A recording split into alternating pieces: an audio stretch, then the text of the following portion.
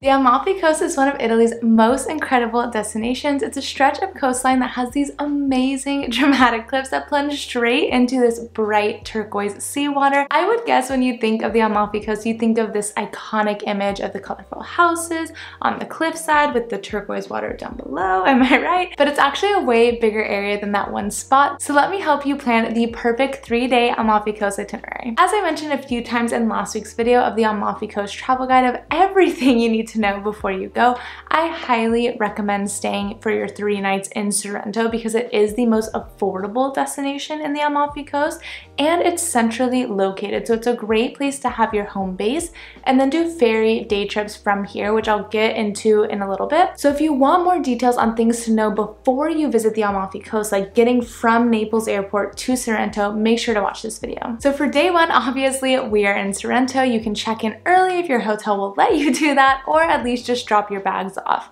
Now, something that I didn't realize before I got here is that there are no beaches here, which is funny because you think of the Amalfi Coast as just stretches of beach you can just plop down and relax on, but in most places like Sorrento, there is no actual sand or rock beaches, and the beaches, as they advertise, are all private, and by beaches they mean man-made docks that are floating above the water with sunbeds on them. So the day before you arrive, you do need to reach out to a beach club in Sorrento to make a reservation. If you try to show up on the day of, you will not get a sunbed. They fill up so fast. Again, something you don't really realize before you get there is there's all these different beach clubs that are advertised, but it's all essentially like the same dock. It's just split up into different sections for the beach club, so it's kind of all the same. We personally went to Bagni Salvatore because it was on the end, so it felt like it was a little bit more private, and we liked that. But again, it doesn't really matter. Each beach club essentially has the same dock, a restaurant, and a bathroom. Roughly, it'll be about 25 euros per sunbed and 10 euros for an umbrella, which you can share with 2 people. So if you already have your reservation, you'll go straight from your hotel as early as possible. We got there around 10 a.m., checked into our reservation, paid the price, and then we were shown to our beds, which we had for the entire day until they closed. So enjoy your day relaxing by the crystal clear water, grab some drinks and food at the restaurant and just chill. You can try bringing in your own food to save money and drinks. There were signs everywhere that said no outside food or drink, but I saw a ton of people doing it, so I'm sure it's fine and it will save you a lot of money. Once you've had enough sun and you're ready to call it a day, you can head back up the cliffside to the downtown. You can do this in 2 ways. Either one, walk up the hill for free, which is super steep, or you can take the elevator, which costs €1.50 cash only. This is literally the only time we needed cash on our entire trip to Italy. Once you get up the cliffs, spend some time walking around the downtown, seeing all the shops. Shopping in Sorrento compared to Rome was honestly like the same price, and the shops were way cuter in my opinion, so I'd recommend doing a ton of shopping here, even if you're visiting other parts of Italy. If you want Amalfi specific souvenirs, you will quickly realize it needs to be anything with a lemon because that's just what the region is known for. So I'd highly recommend buying some limoncello if you drink alcohol, or any souvenir that has a lemon on it. They have infinite lemon things to choose from. Clothing, aprons, towels, ceramic decor for your house, so much more. So definitely don't leave the Amalfi Coast without buying something lemon.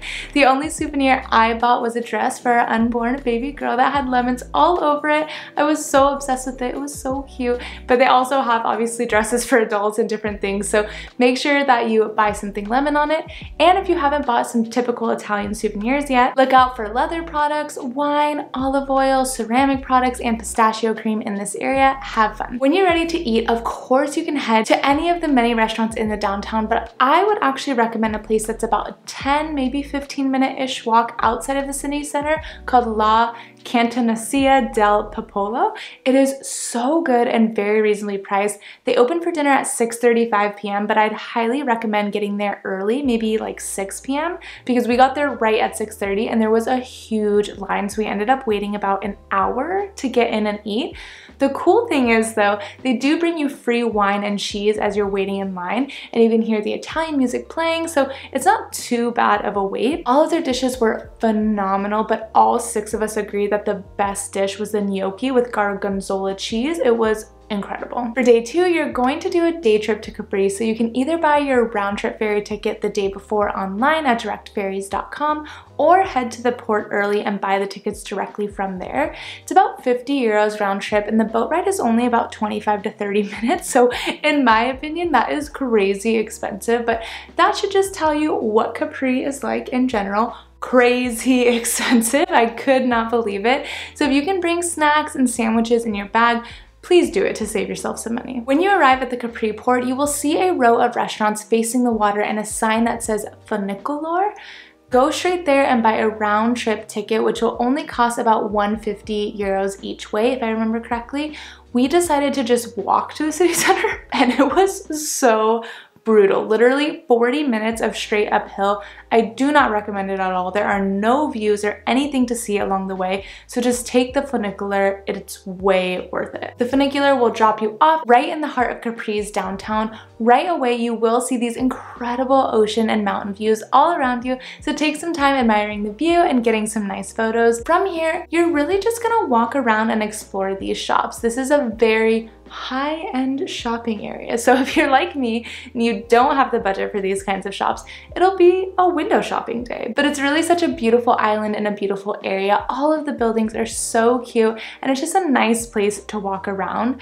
Like I mentioned before, it's the most expensive place in the Amalfi Coast, so if you didn't bring snacks and food with you, be extra cautious to look at the menu and prices before you go into the restaurant and sit down. We accidentally made that mistake and realized we couldn't afford anything at the restaurant we had already sat down at, so we just ordered a fruit bowl, which was 9 euros. Literally had 4 pieces of soggy fruit in a cup, and then we left and it was extremely awkward. There are some beach clubs on the island as well that you would have to reserve in advance, but none are near the downtown, so you would need to take a taxi there. So decide if you want to do that or if you want to walk around and kind of have an exploring day. Then you'll hop on your ferry back to Sorrento to end the day, and I'd recommend eating dinner in Sorrento to save yourself some more money. Don't eat in Capri more than you have to.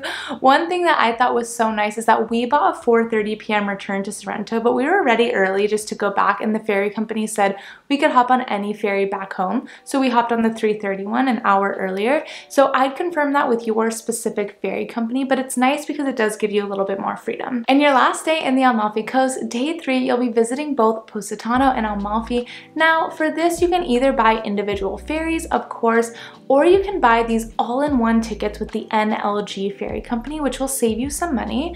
It's only 45 euros and you can choose to go Sorrento, Positano, Amalfi, and then back to Sorrento, or switch it. So you do Amalfi first and then Positano before heading back to Sorrento. And as you can see on the screen, it has specific departure time. So it's kind of the beauty of a tour in the sense of all transportation is taken care of for you and you just don't have to think about it. But you have the freedom to do whatever you want when you're actually in each location. Now, unfortunately, this was not something we got to do because someone in our group did not want to take the ferry for that long. But I was super bummed because it was the main thing that I personally wanted to see in the area. The picture that everybody thinks of when they think of the Amalfi Coast is the Positano main beach with the cliffs in the background. So again, when you visit Positano, you can decide to have a beach day right on that famous beach or explore the downtown day. I did read online though that you cannot book these sunbeds in advance on the main beach. It's just a first come first serve type situation. So make sure to get there early if that is something that you want to do. Otherwise, just snap some photos on the main beach and explore the downtown after that. Both Positano and Amalfi are mid-range destinations, so in between the prices Sorrento and Capri. Then you'll catch your ferry to Amalfi, the namesake for the region, where you can explore the downtown and see sites like the Amalfi Cathedral,